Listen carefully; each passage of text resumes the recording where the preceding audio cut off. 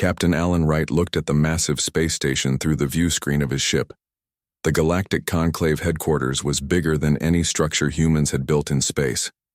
It sparkled with lights from 1,000 different windows and docking bays. This was humanity's big moment, their first official meeting with the leaders of the galaxy's united alien species. "Ready, Ambassador Miller?" Alan asked, turning to the woman who stood beside him. Sophia Miller nodded, smoothing down her formal blue uniform. "As ready as I'll ever be. We've practiced for this moment for years." They had indeed. Earth had discovered faster than light travel only 15 years ago, in 2142. Since then, they had encountered several alien species who told them about the Conclave, a group of over 30 spacefaring civilizations who worked together to manage galactic affairs. After years of small meetings and messages back and forth, humanity was finally invited to present their case for joining. Alan guided their ship, the Explorer, into the docking bay assigned to them. As the airlock sealed and the green light indicated safe atmosphere, he took a deep breath. "Remember," Sophia said quietly, "we represent all of Earth today." The welcoming committee waiting for them consisted of 6 different alien species. The leader appeared to be a tall, blue-skinned being with 4 arms and eyes that glowed softly. "Welcome to the Conclave Central Station," the blue alien said in perfect English. "I am High Chancellor Zorex of the Zoraxian hierarchy. We have been looking forward to this meeting." Sophia stepped forward and bowed respectfully. "Thank you for your invitation, High Chancellor. We are honored to be here." The aliens led them through wide hallways filled with beings of all shapes and sizes. Some flew above them, others slithered along the floor. Alan tried not to stare, but it was hard. Despite meeting aliens before, the sheer variety here was overwhelming. The main chamber of the conclave was a huge round room with hundreds of seats, arranged in rising circles. Each seat held a representative from a different world. Screens around the room showed the faces of even more aliens joining remotely from distant parts of the galaxy. Zorex guided them to a small platform in the center. "You may present your case now," he said, taking his seat at what was clearly the leadership position. Sophia stepped forward confidently. For the next hour, she spoke about Earth, its history, its cultures, and its hopes for the future. She showed videos of Earth's cities, natural wonders, and people. She explained how humans had overcome many of their old conflicts and united after discovering they weren't alone in the universe. When she finished, Alan expected applause or questions. Instead, the room remained silent. The aliens looked at each other, and many seemed to be communicating without speaking. Finally, Zorex stood. "Thank you, Ambassador Miller. The conclave will now discuss your application. Please wait outside." Alan and Sophia were led to a small waiting room. Hours passed. Sophia paced back and forth while Alan watched the stars through a large window. "Something doesn't feel right," he said eventually. "They barely asked us any questions." Before Sophia could respond, the door opened. A small green alien with large eyes gestured for them to return. The mood in the main chamber had changed.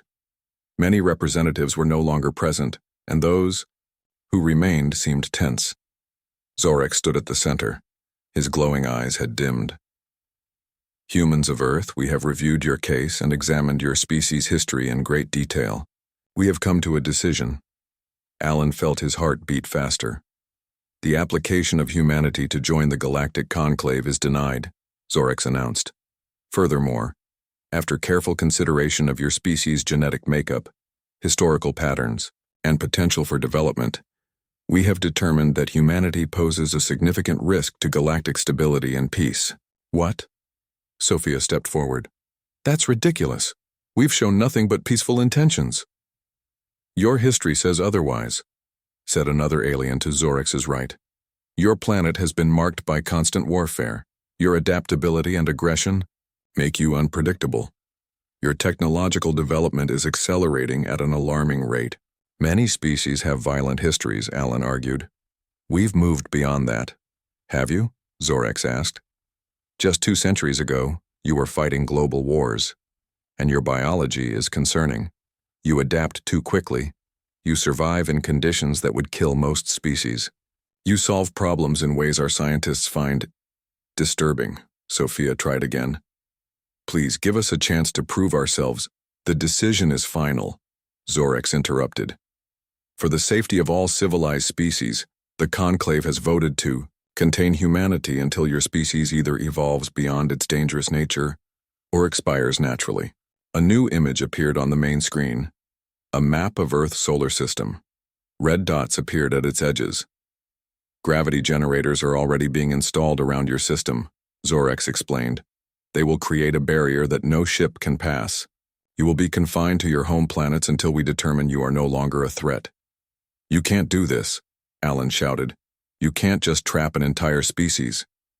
We can and we must, Zorex replied calmly. The quarantine begins now. Your ship will be escorted back to Earth. No further human vessels will be permitted beyond Mars. 2 days later, Alan and Sophia watched from the Explorer's Bridge as massive alien ships positioned the last of the gravity generators. The devices were enormous, each one the size of a small moon. Once activated, they created invisible walls of crushing gravity that no Earth ship could hope to penetrate. Their escort, a sleek Zoraxian cruiser, transmitted a final message. This is for the greater good. Perhaps in 1,000 years we will meet again. Then the alien ships disappeared into faster-than-light jumps, leaving humanity alone. The return to Earth was silent and grim. When they landed, crowds waited for news. Government leaders from around the world gathered to hear the outcome of humanity's first diplomatic mission. Instead of bringing news of friendship and alliance, Alan and Sophia had to tell them about humanity's banishment. We have been judged and found wanting, Sophia told the stunned assembly. Not for anything we've done, but for what they fear we might become. In the weeks that followed, riots broke out in cities across the planet. Some people blamed the government. Others blamed the aliens. Many simply despaired. But in a small laboratory at MIT, Dr. Olivia Green watched the news with narrowed eyes. As the world's leading physicist, she understood the principles behind the alien barrier better than most. And she already had ideas about how it might be overcome. They think they've caged us, she whispered to herself as she began sketching equations. But they've forgotten something important about humans. She looked up at a poster on her wall, an old space program slogan that read, "The impossible just takes longer. We never ever give up." 100 years had passed since the quarantine began. Earth had changed in ways no one could have predicted. The initial panic and riots gave way to a grim determination that united humanity like never before. Jack Wilson walked through the underground complex that stretched for miles beneath the Pacific Ocean floor. His footsteps echoed against metal walls as workers nodded respectfully as he passed. Everyone knew who he was, the leader of the Exodus Project and the great-grandson of Dr. Olivia Green, the woman who had first believed escape was possible. He stopped at a massive window overlooking the main construction bay. Below, thousands of workers swarmed around the hull of a ship unlike any built before. The Pathfinder was nearly complete after 30 years of secret construction. "Beautiful, isn't she?" a voice said behind him. Jack turned to see Lisa Reeves, commander of the military division. Her uniform bore the simple patch of Earth's united forces, but everyone knew her real role, preparing soldiers for eventual contact with the aliens who had imprisoned humanity. "We're almost ready," Jack said. "The wormhole generator passed its final test yesterday." Lisa nodded, her expression serious. "My teams are prepared. We've been training for generations for this moment." What had started as Dr. Green's desperate hope had grown into humanity's greatest project. While the world governments publicly accepted the quarantine, underground they pooled all resources toward a single goal: breaking free. The gravity barrier remained impenetrable to conventional ships, but Dr. Green had theorized something different: artificial wormholes that could bypass the barrier entirely. It had taken decades just to understand the theory, and generations to build the technology. "Any word from our lookouts?" Jack asked. "Nothing new. The Conclave observation posts haven't changed their patrol patterns. Though the aliens had largely left humanity alone, They maintained watching stations at the edge of the solar system to ensure the quarantine held. Over the years, humans had learned to detect and track these observers from a distance. An alarm blared suddenly, red lights flashing through the corridor. Jack and Lisa exchanged worried glances before rushing to the command center. The main screen showed a tactical display of the solar system. Several red dots were moving from the boundary toward Earth. Probes, explained Carlos, the sensor operator. At least 20 of them. They're heading for Earth on different trajectories. They've never sent this many before, Lisa said, frowning. Something must have triggered their interest. Jack felt a chill. The wormhole test. They must have detected the energy signature. For a century, humanity had developed its technology. In secret, careful to hide any signs that might alert the conclave. But the recent test of the full-scale wormhole generator had required more power than anything humans had attempted before. We're out of time, Jack decided. How soon can the Pathfinder launch? The project's chief engineer looked stressed. We planned for another 2 months of testing, but she'll fly now. The question is whether the wormhole generator will work at full scale. It has to, Jack said simply. Prepare for immediate launch. Lisa, get your team ready. The next 12 hours were chaos. The Pathfinder was designed to carry 10,000 colonists to establish a human presence beyond the barrier. But with the conclave probes approaching, there was only time to load essential personnel and equipment. 342 crew on board, Lisa reported as they stood in the ship's bridge. That's all we could get in time. Jack nodded grimly. They had planned for years to properly populate their first colony, but now it would be a desperate outpost instead. Still, it had to be enough. The probes will reach Earth in 6 hours, Carlos warned over the communication system. And we're detecting larger ships moving in the outer system. The conclave is sending a real force this time. Jack took his place in the captain's chair. As a physicist, like his great-grandmother, he had never planned to lead the mission. But now there was no choice. The ship's actual captain was halfway across the world and couldn't reach them in time. All sections report ready, said the operations officer. We've sealed the launch bay. All personnel have evacuated the facility. Begin power-up sequence for the wormhole generator, Jack ordered. Set coordinates for Target System Alpha. Target System Alpha was the first of several star systems identified as potential refuges, far from conclave territory, but with planets that could support human life. They had only telescope data to go on. No human had ever seen these worlds directly. The huge engines of the Pathfinder rumbled to life. The ship trembled as power flowed into systems that had never been fully tested together. On the screens around the bridge, they watched as the conclave probes accelerated, clearly detecting the power surge from the launch facility. They know, Lisa said quietly. They're coming straight for us now. Jack gripped the arms of his chair. Begin launch sequence. The Pathfinder rose slowly at first, its massive bulk fighting Earth's gravity. Then it accelerated sharply, climbing through the ocean above their hidden base. Water parted around the hull in a tremendous explosion of foam and spray as the ship burst into open air. Conclave vessels changing course to intercept, Carlos reported from Earth below. Estimated contact in 15 minutes. That wasn't enough time to reach the edge of the solar system. They would never break through the barrier before the aliens caught them, but that had never been the plan. Activate the wormhole generator, Jack ordered. Here now. The chief engineer looked shocked. Inside the solar system? We never tested it this close to a gravity well. We have no choice, Jack insisted. Do it. Lights dimmed across the ship as power redirected to the experimental system. Ahead of them, space itself seemed to twist and fold. A swirling vortex of blue-white energy formed directly in the Pathfinder's path. Wormhole stable, the engineer reported, sounding surprised. Destination confirmed. Target System Alpha. Take us through, Jack said.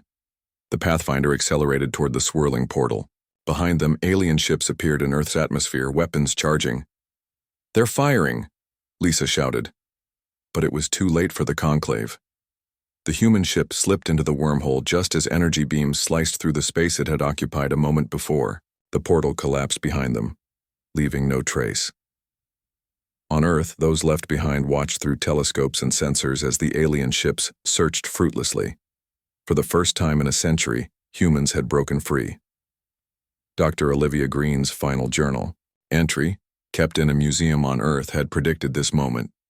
They think they've contained us, but they've really just forced us to become something new. Someday we'll return to the stars, and when we do, we won't be the same species they banished. The Kata Pathfinder had taken the first step. Humanity's journey back to the galaxy had begun. 50 years had passed since the Pathfinder escaped Earth. What began as a desperate flight with a skeleton crew had grown into something no one could have imagined. Captain Nora Wilson stood on the bridge of the Defiance, the largest of the three generation ships that now carried the descendants of the original escapees. She was Jack Wilson's daughter, born 2 years after the Great Escape. Now she led the fleet of wanderers that had become humanity's hope among the stars. "Approaching the mining outpost, Captain," said the navigator. "No signs of active operations or defense systems." Nora nodded. "Maintain stealth protocols, prepare the landing team."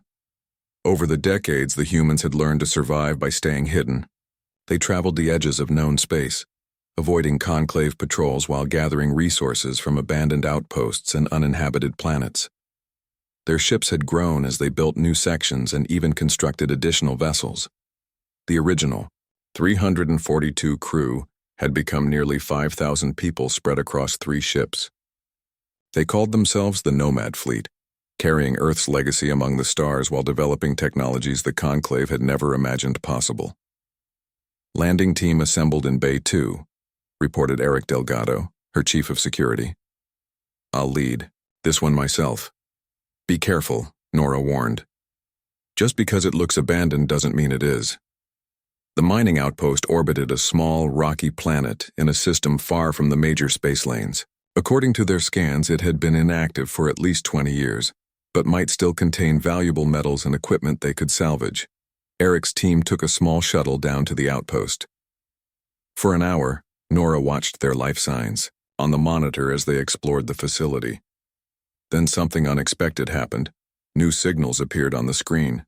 "Captain," the sensor operator called out, "I'm detecting other human life signs at the outpost." "That's impossible," Nora whispered. As far as they knew, they were the only humans who had escaped Earth's quarantine. She grabbed the communications unit. "Eric, be careful. You're not alone down there." "We know," came his reply, his voice strangely calm. "You're not going to believe this, Nora. You need to come down here." 2 hours later, Nora stood in what had once been the outpost's control center, staring at a woman who could have stepped right off Earth. She wore a uniform Nora had never seen before, with a patch showing a planet circled by stars. "My name is Diana Cruz," the woman said. "I'm the leader of Haven Colony, and you're not the only humans who escaped." Diana explained that during the chaos following the quarantine, several ships had managed to slip away before the gravity barrier was complete. They carried thousands of people in cryosleep searching for a new home. They found one, a planet they named Haven, rich with resources and far from Conclave territory. "How many of you are there?" Nora asked, still shocked by the discovery. "Almost 30,000 now," Diana replied. "We've been established for nearly 150 years." The two groups shared their stories. Diana's people had focused on building a permanent settlement, developing advanced terraforming technology to make their new world more Earth-like. Meanwhile, Nora's fleet had perfected stealth systems and faster-than-light travel beyond what even the Conclave possessed. "We've detected Conclave patrols a few times," Diana said, "but they've never found us. We've been careful to keep our technology signatures minimal." "They still maintain the quarantine around Earth," Nora told her. "Our long-range probes confirm it. They've even increased security in the last decade." Diana led them to a large room where a holographic display showed a map of the galaxy. Points of light highlighted various locations, some blinking blue, others steady green. "The blue markers are other human outposts we've confirmed," Diana explained. "The green ones are rumored settlements we haven't contacted yet." Nora stared in amazement. There were at least 15 blue markers scattered across the galaxy. "We're not alone," she whispered. "All this time, we thought we were the only ones who got away." "Humanity didn't just escape," Diana said. "We scattered like seeds in the wind, each group developing in their own way, adapting to their new homes. Some built hidden space stations, others found worlds to settle. A few became traders working with non-conclave species." Over the next week, Nora's fleet docked at the outpost while their people met with representatives from Haven. They shared technologies, stories, and plans for the future. Diana's engineers were amazed by the fleet's advanced propulsion systems, while Nora's people marveled at Haven's terraforming expertise. On the final night before the fleet would depart, Nora and Diana stood looking at the stars through the outpost's main viewport. "We should unite them," Nora said suddenly. "All the scattered humans. Imagine what we could accomplish together." Diana nodded slowly. "I've had the same thought. For generations, we've been focused on surviving, on staying hidden. Maybe it's time for something more." "Not just surviving," Nora agreed, "but building something that could one day challenge the conclave itself." "A human coalition," Diana suggested, "each settlement contributing its unique strengths." "And eventually," Nora added, her eyes fixed on the distant stars, "we return to Earth." When the Nomad fleet departed 3 days later, it carried representatives from Haven and detailed maps to other human settlements. Their mission had changed from mere survival to something greater, uniting humanity's scattered children. As the ships accelerated away from the outpost, Eric joined Nora on the bridge. "Do you really think we can do it?" he asked. "Unite all, these different groups after they've been developing separately for over a century?" Nora smiled. "If there's one thing that defines humanity, it's our ability to adapt and work together when faced with a challenge. The Conclave thought they were containing a dangerous species. Instead, they forced us to become something stronger than we ever would have been otherwise." She looked at the star map showing the locations of other human settlements waiting to be contacted. "We're no longer just refugees," she said. "We're the beginning of something new, something that will one day return to the galaxy, not as exiles, but as equals." The Nomad fleet jumped to faster-than-light speed, vanishing against the backdrop of stars as they headed toward the next human outpost. The scattered seeds of humanity were about to be gathered. 200 years after the quarantine began, humanity had transformed from scattered refugees into a unified power. What started with Nora Wilson's vision had grown into the Terran Coalition, a network of human settlements spanning dozens of star systems beyond conclave territory.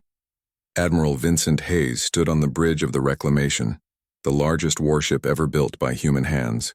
At nearly 2 miles long, it represented the pinnacle of human engineering, incorporating both stolen alien technology and uniquely human innovations.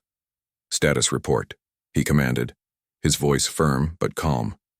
"All fleet elements report ready, Admiral," his second-in-command replied. "The wormhole generators are charged and coordinates are locked." Vincent nodded. Today would change everything. After decades of preparation, Operation Homecoming would finally begin. The Coalition fleet consisted of over 200 vessels gathered from every human settlement. Each ship represented a different path humanity had taken in exile. Haven's vessels were organic-looking, built with their advanced biotech. The Nomad fleet contributed ships with stealth systems that could hide from even the best conclave sensors. The Forge Collective, humans who had built massive stations in the heart of an asteroid field, provided heavily armored battleships. Together, they were about to challenge the power that had banished them 2 centuries before. "We've received the final intelligence report from Agent Reyes," said the communications officer, referring to Karen Reyes, the Coalition's top spy who had infiltrated conclave space years ago. Vincent read the report carefully, his expression darkening. "Confirm this data. Are they certain?" "Multiple sources confirm it, sir." "There's no doubt." The report revealed something shocking. Earth, Humanity's homeworld had been strip-mined of resources by the Conclave. Most of its population had been relocated to labor camps on Mars and the moons of Jupiter. The Conclave, fearing human ingenuity, had decided to gradually dismantle human civilization rather than risk more escapes. Vincent had expected the quarantine to still be in place, but this was far worse than anyone had imagined. This wasn't containment. It was slow extinction. He called an emergency meeting with the fleet commanders. Representatives from each human settlement gathered in the Reclamation's conference room. "We expected to find Earth still quarantined but intact," Vincent explained, showing them the intelligence. "Instead, we've discovered our people are being systematically worked to death while our homeworld is being harvested for resources." The room erupted in anger. For decades, the Coalition had debated whether to reveal themselves to the Conclave or continue building their strength in secret. This news ended that debate. "The plan remains the same, but our urgency has increased," Vincent continued when the room quieted. "We will strike simultaneously at multiple points throughout Conclave space, demonstrating capabilities they thought impossible. Then we will disable the quarantine generators and establish a beachhead in the Sol system." He looked around the room at the faces of humans who had never seen Earth but still called it home. "Today we stop hiding. Today we show the galaxy that banishing humanity was the biggest mistake the Conclave ever made." 6 hours later, Vincent stood on his bridge as the countdown reached 0. "Execute jump," he ordered. Throughout Conclave space, artificial wormholes opened simultaneously near major worlds, space stations, and fleet bases. Human warships emerged from these impossible portals, appearing where no enemy should have been able to reach. The Reclamation led the largest battle group directly to the heart of Conclave territory, the massive gravity generators that maintained Earth's quarantine. These generators, each the size of a small moon, had kept humanity caged for 2 centuries. "Conclave Defense Fleet detected," reported the tactical officer. "They're moving to intercept, but they weren't prepared for us to appear this close." "Crunch fighters and begin targeting the generators," Vincent ordered. "Remember, we want to disable, not destroy. Minimal casualties." The human fleet moved with precision that shocked the defending aliens. Coalition ships demonstrated technologies the Conclave had deemed either impossible or too dangerous to develop. Directed gravity weapons, phased matter shields, and targeting systems that could predict enemy movements before they happened. Most important were the artificial wormholes that allowed human ships to jump instantly between points in space, bypassing normal defenses and appearing where least expected. "First generator disabled," came the report as the Coalition's specialized engineering ships attached devices to the massive structure, shutting down its gravity fields without destroying it. One by one, the generators went dark. After 2 centuries, the cage around humanity's homeworld was opening. A Conclave battleship twice the size of the Reclamation moved to block their path to Earth, its weapons charged, capable of vaporizing a small moon. Vincent remained calm. "Activate the phase shield and prepare the gravity lance." The alien weapon fired, a beam of energy that should have annihilated the human vessel. Instead, it passed harmlessly through as the Reclamation's phase shield shifted the ship partially, out of normal space-time. "Return fire," Vincent ordered. The human ship's main weapon activated, the gravity lance, technology reverse-engineered from the very generators that had imprisoned humanity. It didn't fire energy or projectiles. Instead, it created a concentrated point of gravitational force inside the alien vessel, crushing its central sections like a giant hand squeezing an aluminum can. The crippled Conclave flagship drifted, its weapons offline, its crew in disarray but mostly alive. Vincent opened a communication channel that broadcast to all Conclave frequencies in their own languages. "This is Admiral Vincent Hayes of the Terran Coalition. We have disabled your quarantine system and neutralized your defense fleet with minimal loss of life. We have similar battle groups throughout Conclave space demonstrating the same capabilities." Paused, letting the implications sink in. "We could have come with a fleet 10 times this size. We could have destroyed rather than disabled. Remember that. We are establishing a presence in the Sol system and will begin evacuating our people from your labor camps. Any resistance will be met with appropriate force. He closed the channel and turned to his crew. Set course for Earth. Let's go home. As the Coalition fleet approached the blue-green world that was humanity's birthplace, many on the bridge saw their ancestral home for the first time. Though scarred by conclave mining operations, it was still recognizably Earth. Send the signal. To all human settlements in the camps, Vincent ordered. Tell them rescue is coming. After 2 centuries of exile, humanity had returned, not as supplicants begging for acceptance, but as a power that could no longer be ignored or contained. The Conclave had created the very thing they feared most, a humanity united by adversity, strengthened by diversity, and advanced beyond what might have been possible if left alone. The empire they tried to prevent had arrived. 25 years had passed since Operation Homecoming. The liberation of Earth and its people had been just the beginning. What followed was a rapid expansion of human influence throughout the galaxy. The Terran Coalition had become the Terran Empire, controlling a significant portion of what had once been conclave space. Earth had been restored as a sacred historical site, though most humans now identified more strongly with their colony worlds. Chancellor Peter Morgan stood at the center of the newly built Galactic Assembly Hall on Nova Terra, the capital world of the human empire. Representatives from over 50 species filled the chamber, including many former conclave members. This was the first official meeting of the new galactic government that had replaced the disbanded conclave.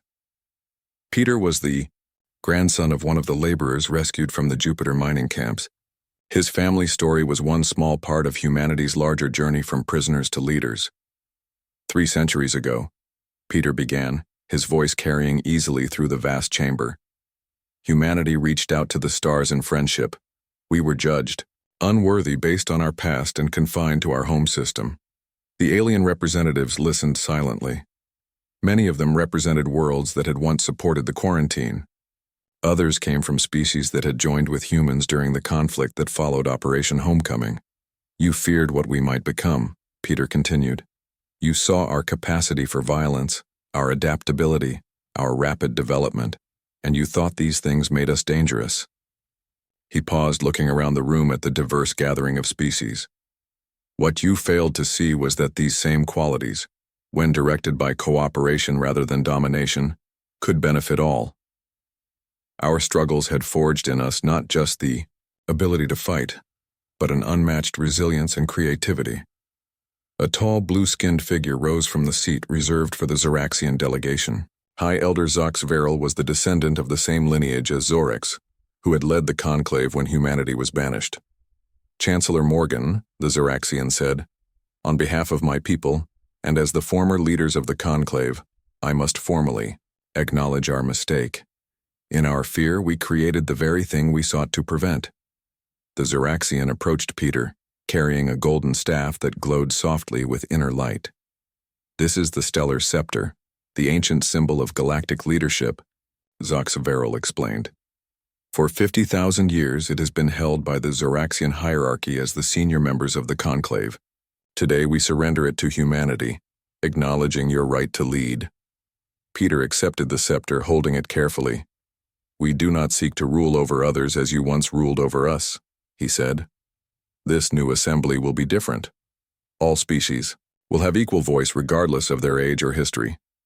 Leadership will be based on merit and contribution, not tradition." The assembly hall erupted in sounds of approval, everything from human applause to the trilling calls of avian species, and the deep rumbles of silicon-based life forms. Over the next hours, Peter outlined the structure of the new galactic order. Trade routes would be open to all, technology would be shared rather than restricted, and the old conclave policy of quarantining dangerous species would be forever abandoned. When the formal session ended, Peter stepped out onto the observation platform that overlooked the massive space dock orbiting Nova Terra. There he met with Admiral Kelly Daniels, the commander of the Empire's main fleet, and one of his most trusted advisors. "Quite a day," Kelly said, looking out at the thousands of ships docked at the station. Vessels of human design floated alongside ships from a dozen alien civilizations, all now part of the new alliance. I keep thinking about something my grandfather told me, Peter replied. He was there when they opened the labor camps on Ganymede. He said the aliens expected hatred and revenge, but instead found humans organizing to help each other, creating systems to distribute food and medicine even while still in their cells. Kelly nodded. They never understood us, not really. Have we become what they feared?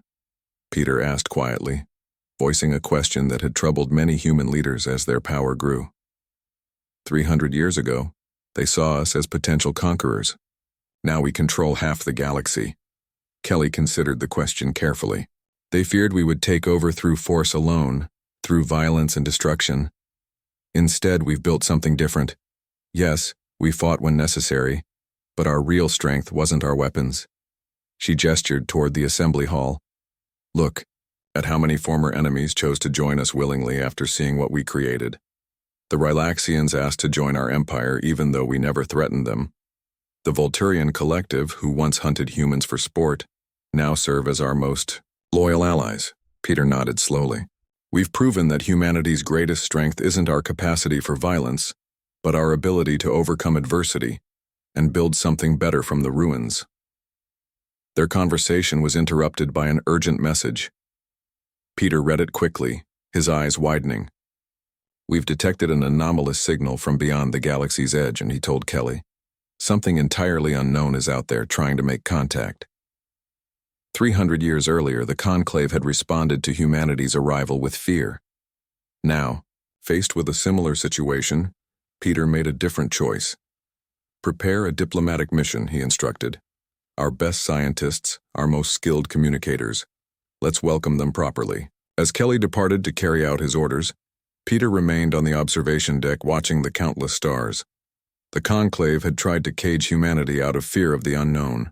In doing so, they had forced humans to become stronger, more resourceful, and ultimately, more united than they might otherwise have been. Now humanity faced its own test. Would they repeat the mistakes of those who had feared them, or would they use their hard-won wisdom to build something even greater? The signal from beyond the galaxy continued, steady and patient. Whatever waited out there, humanity would meet. It not as the exiles they once were, but as pioneers ready to face new frontiers without fear.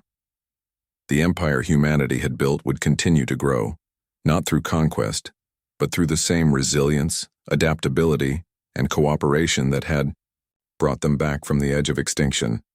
The stars waited, and this time humanity was ready.